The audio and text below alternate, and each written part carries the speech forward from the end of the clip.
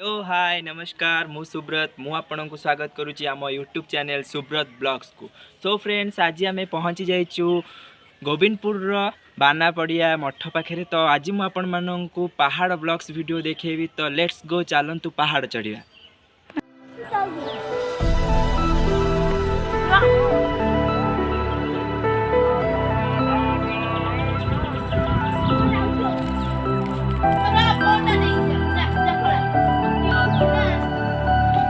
तो आम ए जाऊँ से कि मठ से अरे कि मठ बाना पड़िया मठ। तो से ठाकुर को दर्शन करिया।